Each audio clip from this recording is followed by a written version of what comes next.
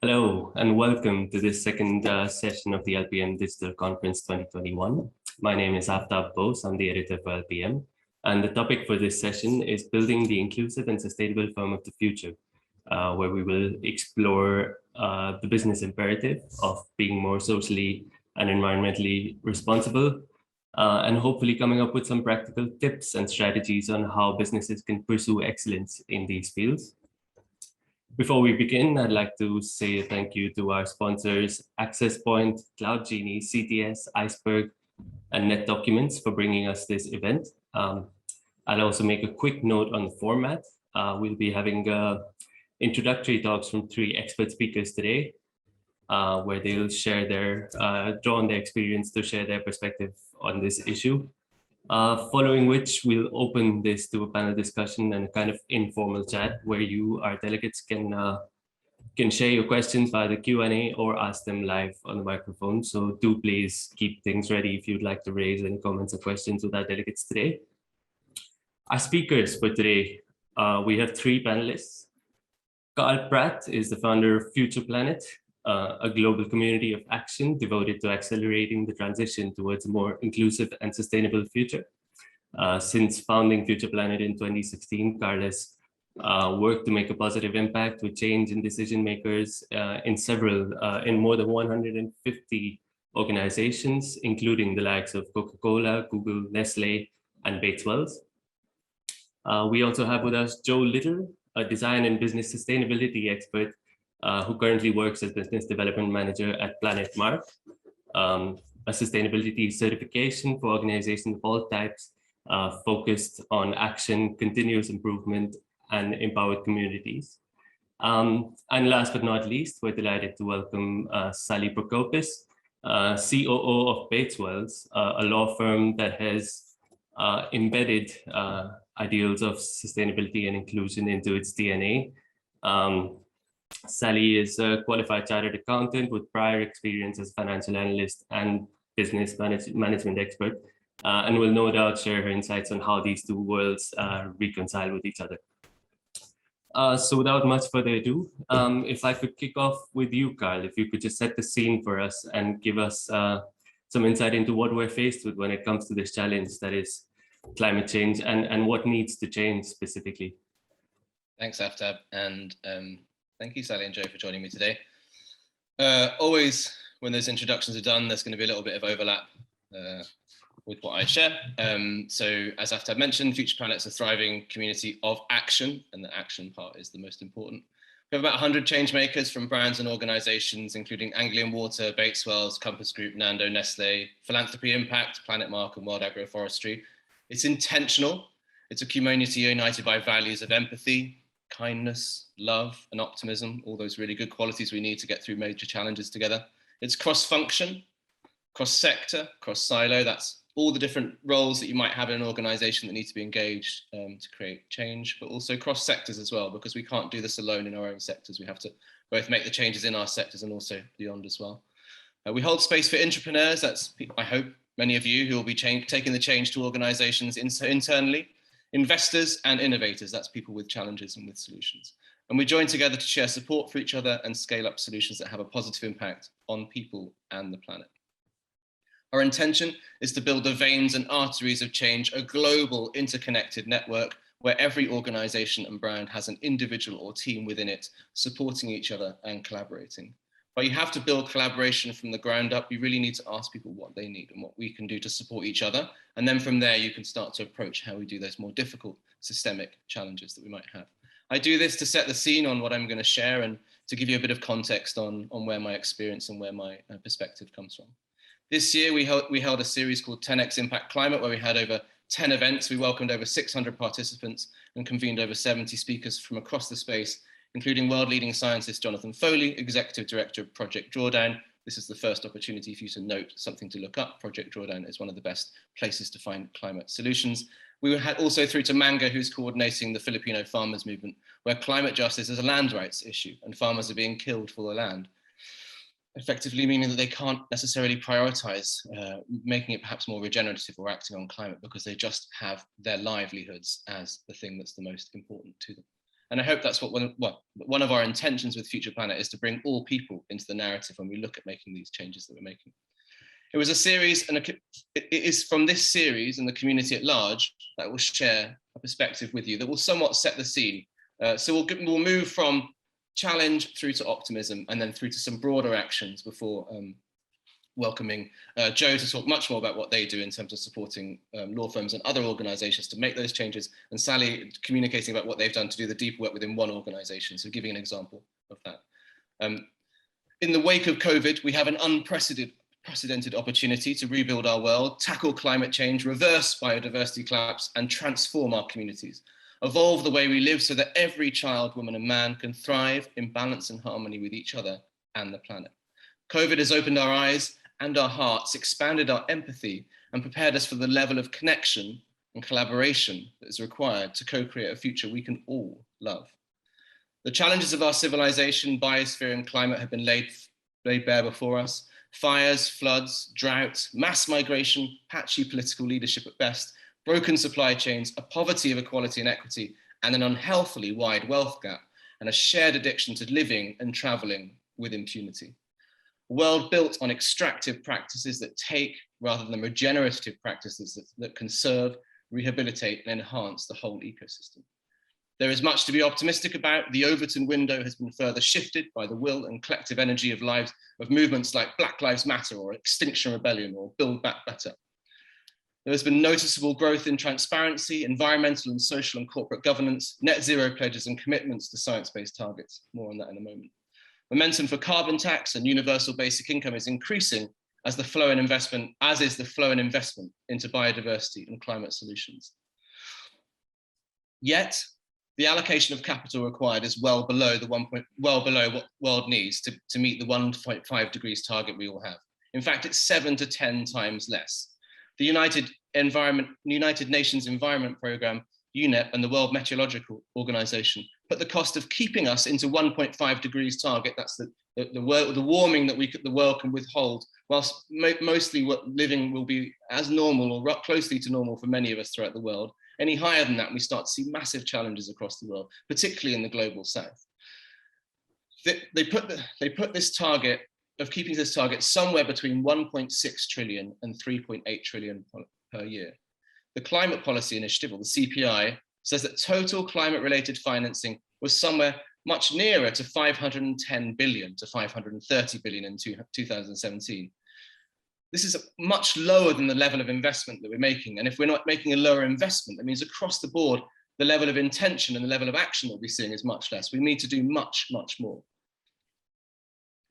Like climate, biodiversity loss is among the top global risks in society. The planet is now facing its 6th mass extinction. The consequences of that will affect all life on Earth for all future generations.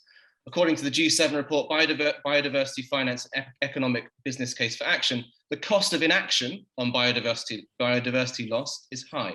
Between 1997 and 2011, the world lost an estimated $4 to $20 trillion per year in ecosystem services owing to land cover change, and 6 to 10 trillion per year with land degradation.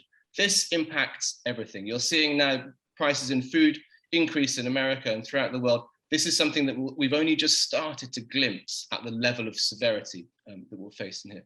The cost of inaction rapidly increases year per year. The window of opportunity for these time-dependent challenges shrinks day by day. We have the resources. The global wealth grew to a total of 360 trillion in 2019. But now we must align our knowledge, networks, and collective capital to solve these super wicked problems. And that starts with all of us. For me, there are some cases for optimism. If you may have heard of science-based targets, that's the committing of targets that we make as organizations to science. It launched in 2015, and today 1,009 companies spanning 60 countries and nearly 50 sectors, and with a combined market capitalization of 15.4 trillion, that's 1/5 of the global Fortune 500, are now committed to science-based targets. And if you were looking to make one action from today, it was to look up science-based targets and work out how you as an organization can make a commitment to that as well. ESG, or environmental, social, and governance funds, forecast to outnumber conventional funds by 2025. This is where the money's come from. This is what the money's focusing on. This isn't just about law firms. This is about your clients. This is about your ecosystems. This is about your suppliers as well. According to new EU rules and a growing investor focus on sustainability will fuel this rapid growth. Assets and sustainable investment products in Europe are forecast to reach 7.6 trillion over the next 5 years, outnumbering conventional funds, as investors' growing focus on risks, including climate change and social inequality, pushes these strategies into the mainstream. According to research by PwC, in a best case scenario, ECG funds would experience a more than threefold jump in assets by 2025. This shift will have massive implications for the way that we do business today. We're also seeing movement in pension funds. These are one of the largest spaces where capital allocation happens. And according to management consultancy Mercer, latest European asset allocation insights, European pensions funds' awareness of and desire for action on climate change-related investment risk is surging, with 54% of those surveyed now actively considering the impact of risks in their investment allocations, compared to just 14% in 2019. Now, if the pension funds, the most risk-adverse place that we might have our money, are considering climate risk as something they need to act on in increasing numbers, and the momentum will continue to grow and grow, then we too should as well be considering it as something that has the utmost importance and urgency. And so now we'll move into another area. So for me, purpose-led, purpose-driven organizations, places where people are working in a sense of purpose, are a thriving environment to have. So these challenges can be met and can become the greatest opportunities. According to Inc., millennials will make up to 75% of the workforce by 2025. And they're looking for socially responsible employers. The Cone Communications Millennial Employee Study found that 64% of millennials won't take a job if their employee doesn't have a strong CSR policy. And 83% would be more loyal to a company that helps them contribute to social and environmental issues. You can see where the direction of travel is on this. And also you can feel and understand the opportunities of being the employer that's enabled to employ the people that are most passionate about working for that organization, or perhaps the flip side of not doing that, what you therefore might face if you're looking to employ people and you don't have these measures in place. Before I hand over to Joe and then to Sally, I'd love to give some perspective on some of the actions that you can make. We've talked about Project Drawdown, we've talked about science-based targets.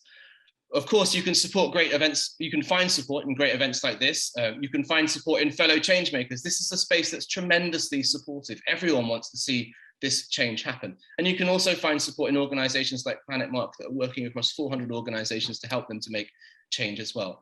There's organizations like Lawyers for Net Zero, which are working particularly closely in the legal space, and it focuses on empowering in-house counsel teams. Or you can join communities like Future Planet and have a broader perspective of what you can do. For me, and I think this is one of the things we've not done so well as a global and also UK community, is focus on a hierarchy of impact. It is essential that we focus on the most important areas of impact first.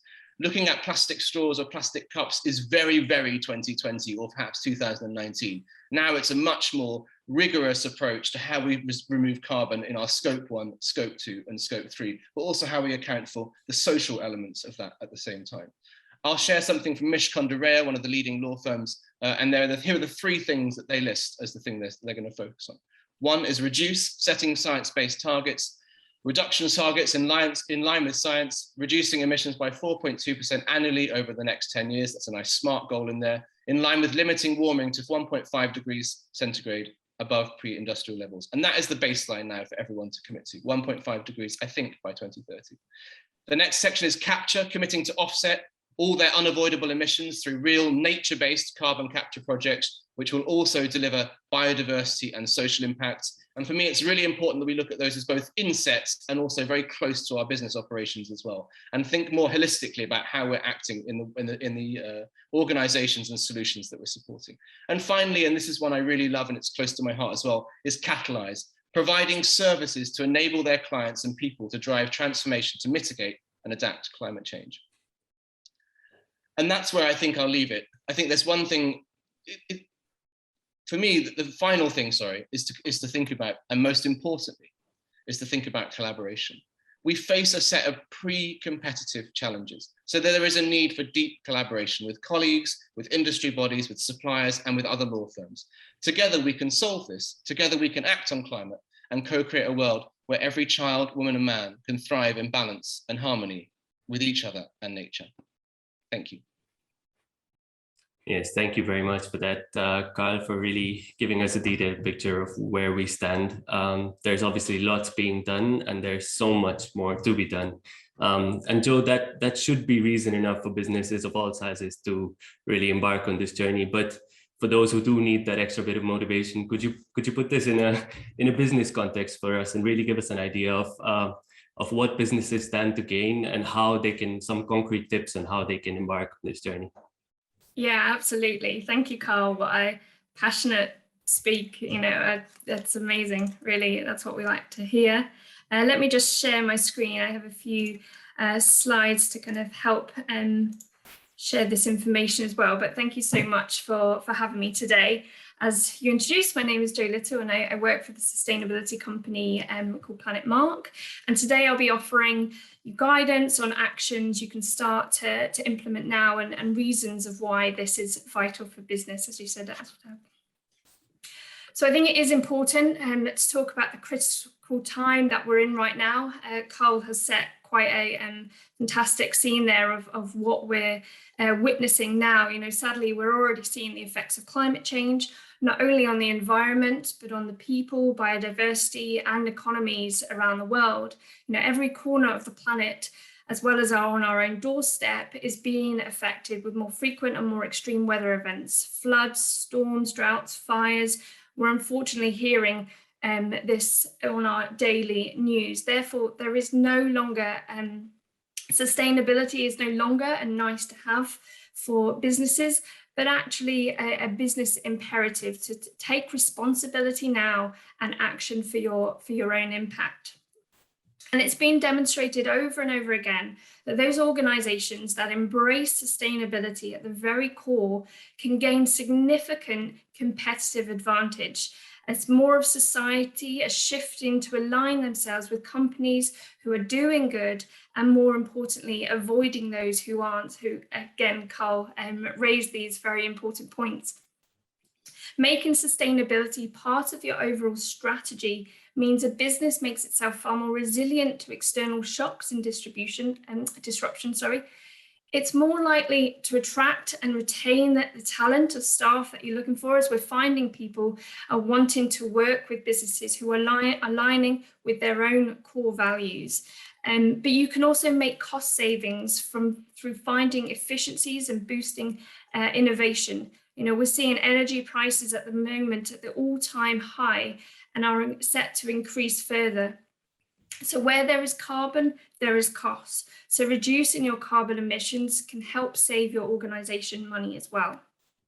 And a 2020 HSBC Navigator surveyed over 10,000 of their global businesses, and they found that over 86% of those companies are expecting that their sales to grow over the next year and so, with a greater focus on sustainability. And it goes beyond the bottom line as well. As we've already mentioned, employee well-being is improved from embedding sustainability, attracting staff, as I said, stakeholder investment too, people more likely to invest in businesses that have these core values, and of course, improving your reputation within your sector, within your client base as well. And this is hopefully where Planet Mark can come in. We're here to support our members on their sustainability journey and make it as easy and accessible as possible to do more. Our purpose is to unite the very best of people, technology, and nature to radically reduce carbon emissions, transform communities, and ultimately helping towards halting the climate crisis. And we've created a very simple 3-step process to guide and make positive change happen. As you can see here, measure, engage, and communicate. So firstly, we must measure and understand what a member's environmental impact actually is. And this forms the basis of your annual carbon footprint and your certification. We always say here at Planet Mark, you can't manage what you don't measure. So from here, we can establish the higher impacting areas of the business in order to make tangible targets to reduce year on year. Now, to maintain the certificate, we are required to see a reduction each year by setting a target of 5%, aligning with the science-based targets, as Carl mentioned. And we're proud to say that we're seeing our members going above and beyond those targets. And on average, we're reporting a 12% absolute reduction each year, with a 99% of all our members reaching their targets and recertifying. But what are we actually measuring? So for those of you who are unfamiliar with what scopes 1, 2, and 3 mean, hopefully this diagram can help explain that. So as part of your reporting, we measure scope 1, which are the direct emissions released from both the organisation's buildings or offices, as well as any other vehicles and the emissions from the vehicles or fleets within that organisation. Then scope 2, any indirect emissions released from the purchasing of energy, for example, electricity. Then scope 3 is essentially everything else, which is the hardest part to measure and certainly hardest part to reduce.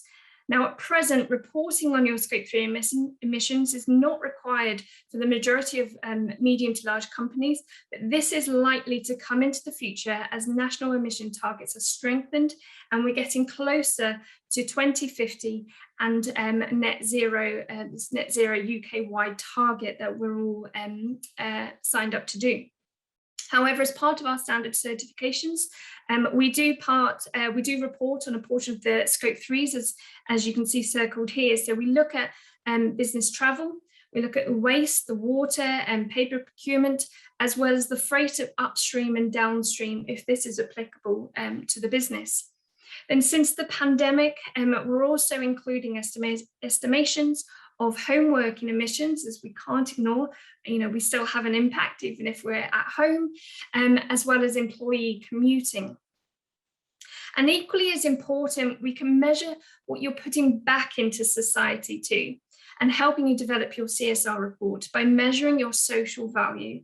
And we do this by way of putting a financial figure to your total contribution to society and working with the social value portal and their TOMS framework. So we'll be looking at both internally on the health and well-being of the employees and training, but also in the local communities, such as volunteering or charitable donations. But I think it's really worth, it's an important note to make that this isn't just about naming and shaming of high impact in businesses. Our message is about an ethos is about showcasing reduction. And therefore, it doesn't matter your starting point, and it isn't about beginning that journey. It is about beginning that journey as soon as possible to start reducing. So you don't need to be in a good place to start now. And by having a third-party assurance on that statement that you're making, demonstrating that what you're declaring is coming from a place of truth, and having a recognition by an expert to back you up.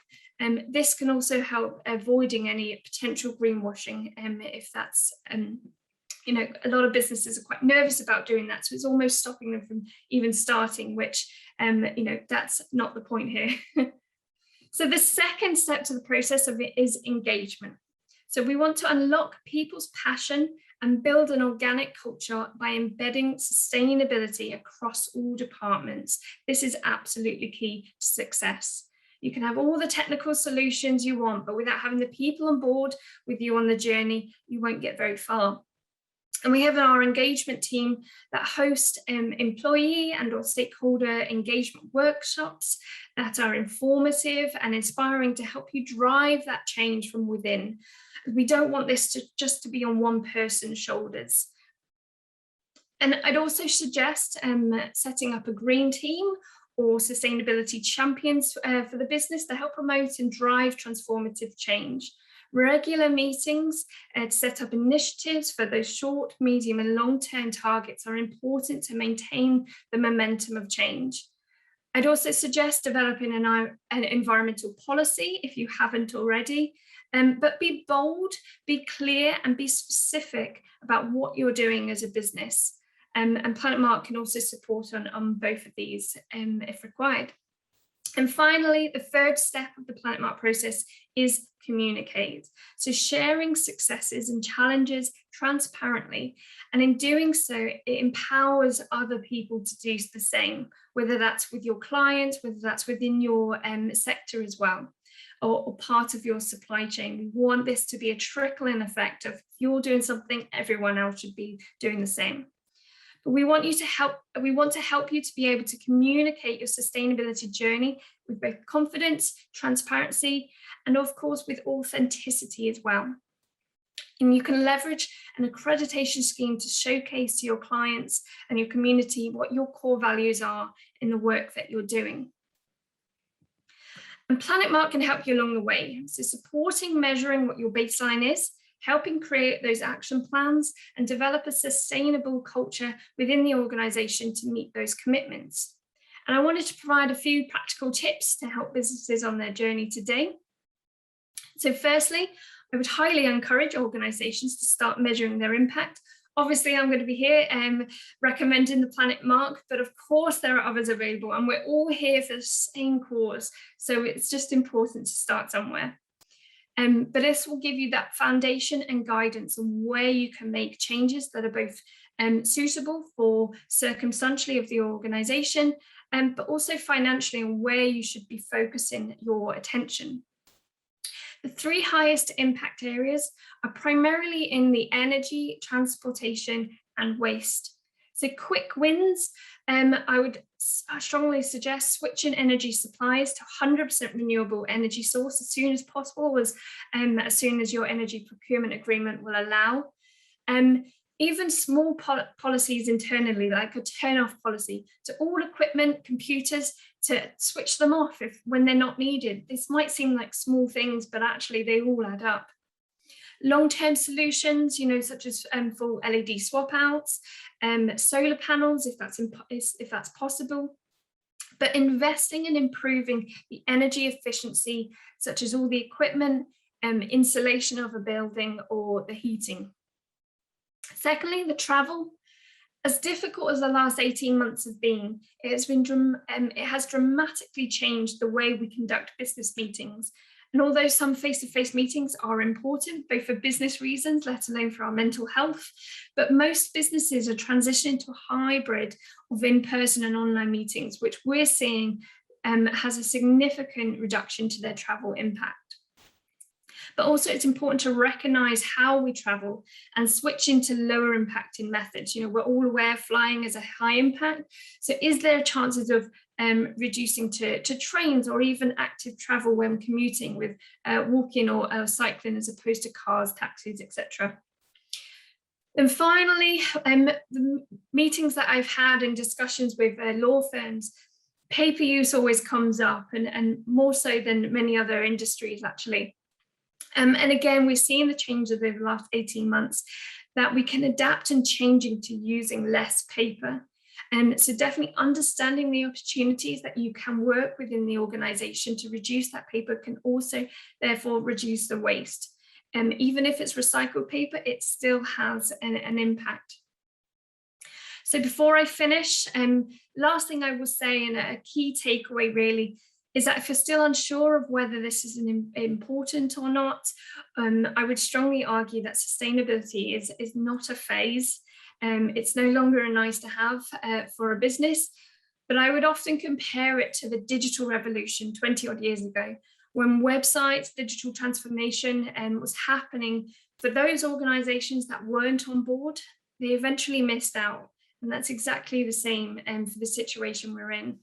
And this decade up to 2030 has been coined the decade of action by the UN. So we have, in fact, 8.5 years less than to really change, really make a difference. So whatever you can do, start today and start reducing your impact. Thank you very much. Thank you for that, Joe. There's obviously lots of impact for the bottom line and beyond. But Sally, Joe has kind of highlighted an action plan there for businesses. But as a law firm that's fairly far along this journey, yourself speaking from that perspective, I was hoping to get some insight into how that has actually worked out for Bates Wells, and and maybe talk about some of the specifics of how you've implemented these principles. So I have the privilege of being the COO of Bates Wells. It's a great job helping lead a professional services firm that combines profit with care for the planet and with strong social purpose. Bates Wells is a very different type of law firm. We have always had a strong focus on the charity sector. More than half of our clients are charities or social enterprise, so being good is in our blood. And we became a B Corporation in 2015, and that helps us to be a more inclusive and sustainable firm. What is a B Corporation, you might ask? Well, B stands for benefit, but better is a nice way of thinking about B Corps. It's a rigorous certification process that you go through every 3 years to show that your business balances profit with purpose. And B Corps focus on a triple bottom line of people, planet, and profit. B Corporations have built into their governing documents the commitment to have a material positive impact on society and the environment. So you have to consider the impact of all of your business decisions on your workers, your clients, your suppliers, the community, your communities, and the environment. There are currently 500 B Corps in the UK, only 3 law firms, and about 4,000 globally, with recent big names like Coutts, Danone, The Body Shop. So as a B Corp, what practical things have we done in Bates Wells to be more inclusive and sustainable as a law firm? I'm going to talk about 3 areas: climate actions we've taken with our suppliers, and with our people. So we recognized the climate emergency in 2019 and made a number of commitments. We've taken a lot of practical steps in our business. For example, we have 0 waste to landfill. We recycle everything. We have massively reduced our paper, as Joe was talking about. We use bamboo toilet paper. We have massively reduced our single-use plastic. Our default office catering is vegetarian. We offer a sustainable pension fund as part of our work pension scheme, which I believe is the most impactful action that a business can take. And we have collaborated with our landlord and with the other tenants in the building on converting the whole building to green energy, on doing better recycling throughout the building, more cycle storage, things like that. We have encouraged our people to adopt more mentally friendly practices in their personal lives. So, for example, we have financially supported people with energy switching to a green tariff in your homes. We have given people ideas about sustainable swaps, really small things like buy big yogurt cartons rather than small yogurt cartons. And we offer climate perks, which is a travel scheme for your holidays, where you get more days of holiday if you travel by land rather than by air. And of course, as a law firm, we are using the law to address climate change. So, for example, we are at the centre of the Better Business Act, which is a campaign to change UK law so that every company in the UK aligns the interests of their shareholders with the interests of wider society and the environment. We're also involved in the Chancery Lane project, which some of you will know about. So that's climate actions. Suppliers. Well, Carl talked about collaboration, and collaborating with others really is one of the best things about being a B Corp, because you instantly join a community of like-minded businesses. We give preference to suppliers who are B Corps, social enterprises, or are more environmentally friendly and have ethical practices. So, for example, we buy as much of our IT as possible from Reconomy, which is an IT recycling company. As I said, we buy our bamboo toilet paper from Cheeky Panda. So we use a lot of B Corps and ethical suppliers. We have a supplier code of ethics, which we require all our suppliers to adhere to. And for example, when we run tenders, we don't just choose the cheapest, we choose the ones who are, who meet our supplier code. Moving on to people. Being a B Corp, being inclusive and sustainable and really embracing that is a hugely brilliant recruitment tool. Our people love it. We don't pay as much as other law firms in terms of salaries, but we manage to attract and retain excellent people who like our client work, our community impact, what we do on the climate front, and as an employer. We have a healthy work-life balance. Many of our people work part-time. 40% of our partnership is female, which is very high for the sector, as you'll know. We encourage a lot of pro bono work and volunteering. We put people first in all of our actions. That's important as a B Corp. So for example, in the crisis, we protected the jobs and salaries of the lowest paid. Of course, we pay and we require all of our suppliers to pay the London living wage. We're hugely transparent in our communication, and that's quite unusual in a law firm. We even talk to our people about profitability. And governance, very important. We have a very strong employee forum who are part of our decision making when it's decisions that affect our people. And we have a very vibrant diversity and inclusion forum, and generally a very flat structure. A huge number of people across our firm are involved in our diversity and inclusion forum. We take a very DIY approach, actually. We don't tend to bring consultants in, but we use our people to really lead all of these initiatives. So our people spend time developing, for example, an allyship guide recently. They have put together, and we're currently operating a race-focused upward mentoring scheme for our leaders. So it's a real DIY approach. So climate, suppliers, people, I've given you a flavour of some of the things we're doing in these areas. Tips for other law firms approaching this. I think that any programme of change in a law firm absolutely has to be led from the top. And without senior buy-in and our leaders really walking the walk, it would be empty words. It has to be front and centre in your values and in your strategy and in all of your business plans and in all of your personal objectives, so that you actually do stuff and don't just talk about it. Our partners at Bates Wells are happy to invest in our climate programme, in ethical suppliers, not the cheapest suppliers, in putting our people's financial security before their own, in supporting our charitable foundation, in giving time off work for volunteering, and in not accepting work for some clients. And being sustainable and inclusive costs time and money. So I guess one of the most important points to make is that by taking these steps, you will never be maximising profit for your firm. You will be balancing profit with social and environmental gain. So you need to be sure that your firm wants to embark on this journey. Challenges. It could be a hard sell for those with a traditional maximising profitability mentality. You will encounter tricky questions about clients. You need to walk the walk and not work for some clients whose focus is not aligned with environmental action or social purpose. It needs leadership and long-term interest. So one thinks about Grant Thornton, where they ousted their CEO, who had a very purposeful approach in favour of profitability. So yeah, long-term interest and strong leadership. And it requires resource, effort, and transparent communication, which I think would be a real challenge in a huge global organisation to really make being purposeful feel real to everyone. I should end by saying, for me, it really does make business more palatable. And I honestly can't imagine now working as I used to in a more traditional profit-focused organisation. You just have warmer engagement with your colleagues because you all know that you're working together to do some good. Sorry for talking so fast, but I wanted to get a lot in. Thank you very much for that, Sally. I'm sure a lot of the law firms listening in found that very useful, that first-hand account of how they can go forward.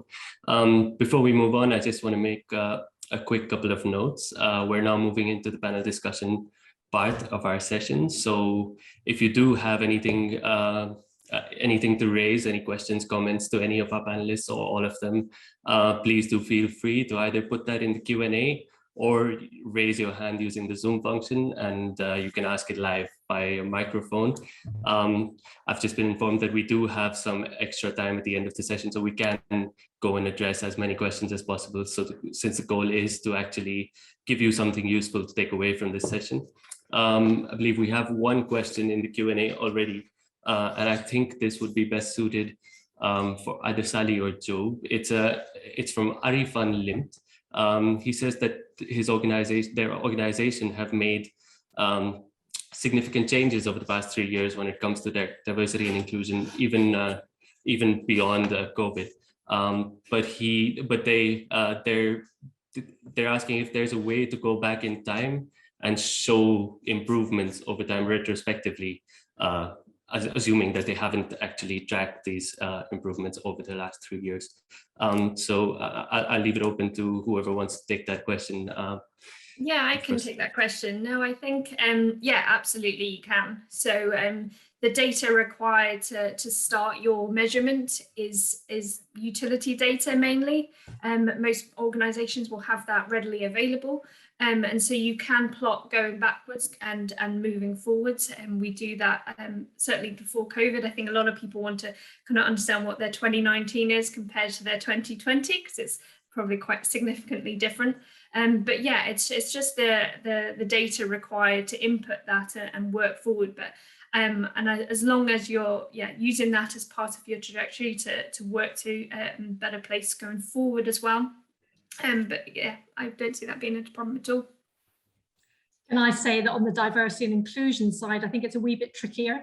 And actually, I would focus, if you're not collecting data and reporting on it, that's a good place to start, because then that gives you the baseline going forward. So it's very difficult to go backwards if you don't have the data, so that you can show the progress in the future. So it's a good place to start in terms of diversity and inclusion objectives, I think. All right. But I'm just going to, speaking of diversity and inclusion, Sally, I'm just going to come back to you, because we were also, some of our delegates expressed an interest in knowing about diversity in recruitment, and specifically some challenges around there. And I know that you touched upon some of Bateswell's efforts, specifically the Diversity and Inclusion Forum and some other initiatives. So I just wanted to know how diversity in recruitment fits into those efforts, and whether there have been any specific challenges in that space. So yes, our Diversity and Inclusion Forum, which I mentioned, is very vibrant. We've got a strategy and we have objectives. And as I said, that's really important, because it means you actually do stuff rather than just talking about it. We are focusing on recruitment this year across all the strands of diversity. Some of the things we have done, we're advertising more widely. We use different diversity job boards.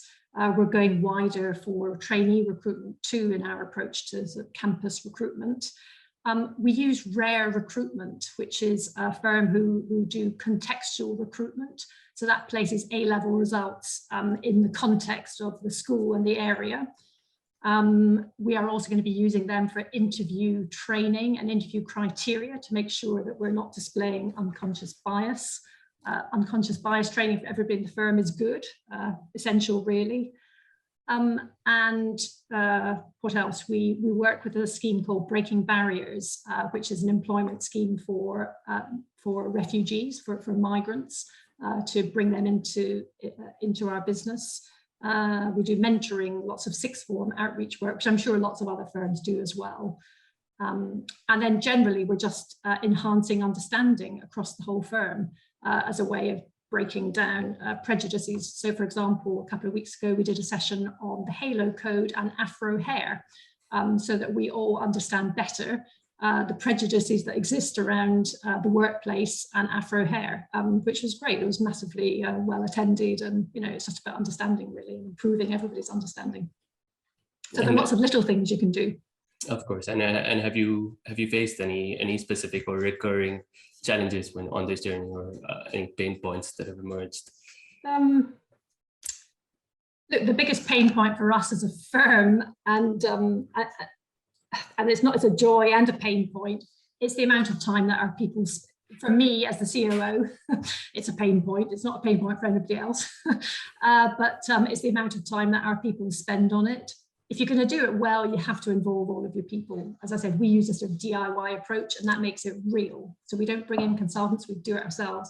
But that means that people often neglect their chargeable work, and we wouldn't be a law firm, we wouldn't be able to employ people if we didn't make any money from our clients. So for me, it's that balance. As I said, the whole balance about never maximizing profitability. It does cost to do this stuff well, but it's worth it.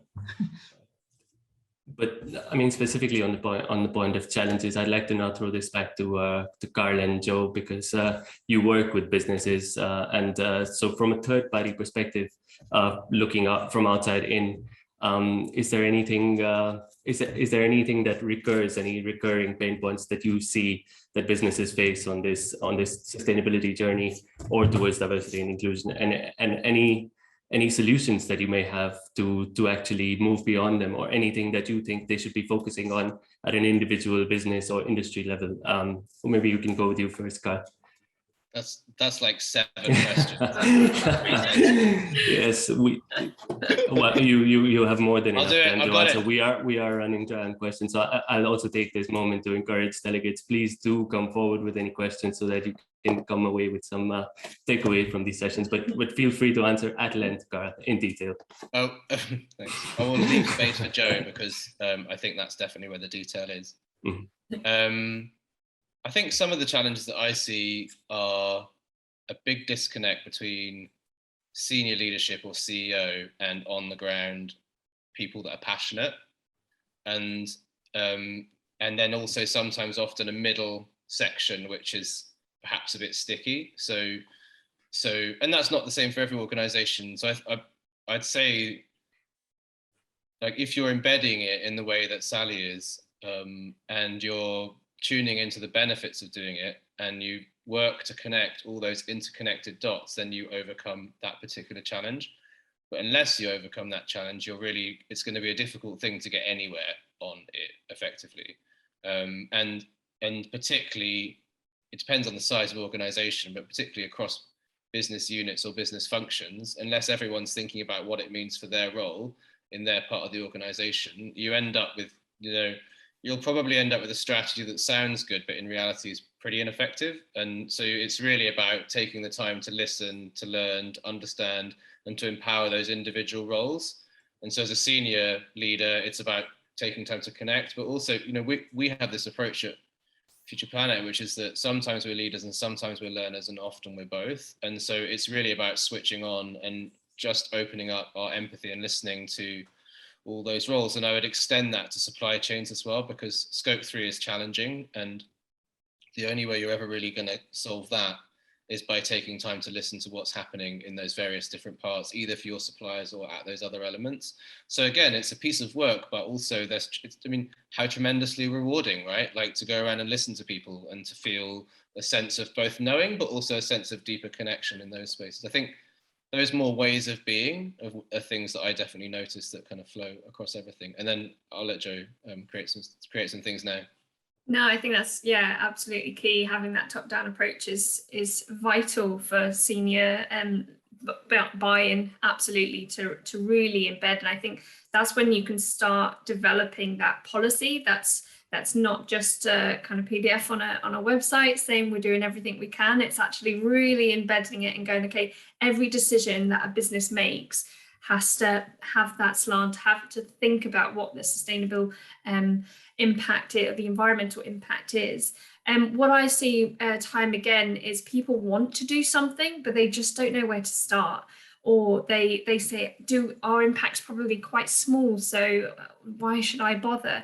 And so I think that's where it's key is going, okay, if you have the passion, bring it in, and then using the community around you and asking questions, finding out what other people are doing, sharing that knowledge, sharing that experience in order to make the small change. And it is about continuous small changes.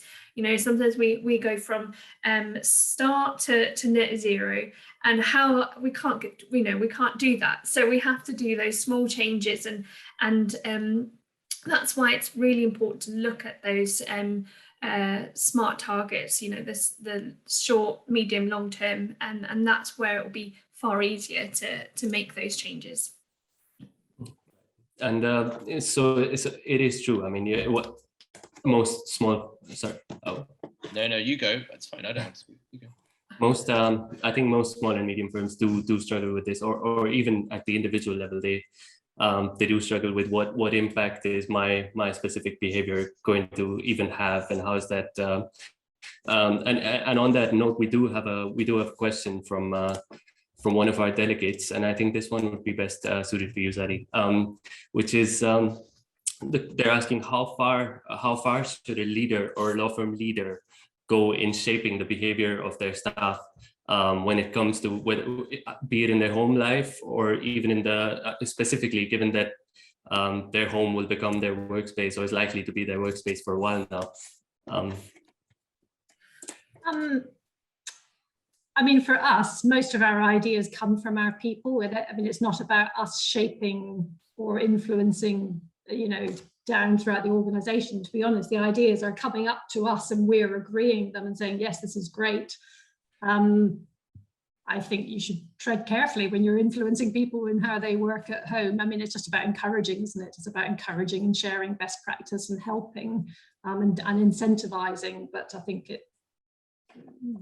that's, as I say, so our ideas come from below, and then we just want to encourage and influence and incentivize.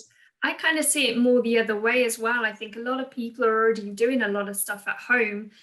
You know, we're all recycling, it's all trying to reusable water, but you know, they seem quite small, but they are part of our day-to-day lives now. They're so norm in our in society that it's trying to then bring that back into a business. You know, when we're in an office, we kind of feel like it's not our responsibility, or it's not my decision, I can't make the changes, so I don't do anything.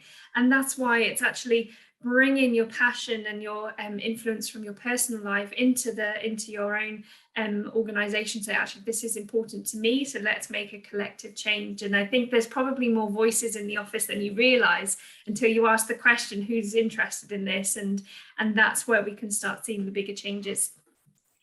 But I think if I just stick with you, Jo, there, I think you would be more fitted to comment on this, because you are involved in measurement of emissions and footprint, etc. And so I just want to know how the world of measurement is treating this transition to home working, and whether because the carbon footprint of an organization now spreads to individual homes as well. So how is the measurement metric adapting to that change?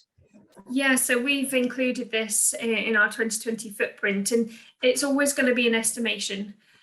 So we're not asking everyone's home energy bills and splitting the percentage up. You know, it's complicated. It absolutely is complicated. But we're looking at an estimation, and also asking the questions if you have renewable energy source at home. We're doing that on our own footprint as well. But yeah, taking that estimation, actually going, the footprint of home working might not necessarily be lesser than an office.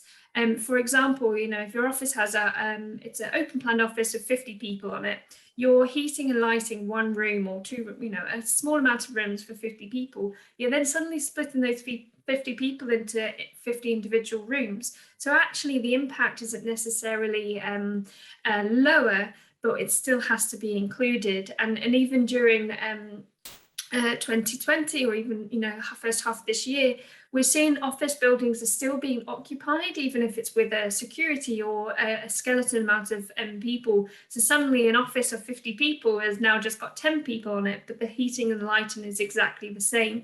So we do have to start looking at what that comparison is, and what is the best way forward. But then obviously if we're working from home, the commuting might be less, or there'll be no commuting. And so there's that comparable of what's better. And I think organizations that are being open and flexible to this new way of working, I think they're going to see better employee engagement as well, of having that choice. And I think that's also another side to it, the social side of it, that's also going to be very important moving forward. I think if there are no more questions from the delegates, I think that should conclude our session. Do feel free, we do have a couple of minutes, so feel free to chime in with any questions you may have. Otherwise, we will conclude. We'll thank our speakers one more time, Carl, Sally, and Jo. It's been very helpful, very insightful, inspiring at times as well. Another big thank you to our sponsors. And don't forget to register and sign up for other sessions at the LPM Digital Conference later on. Thank you very much.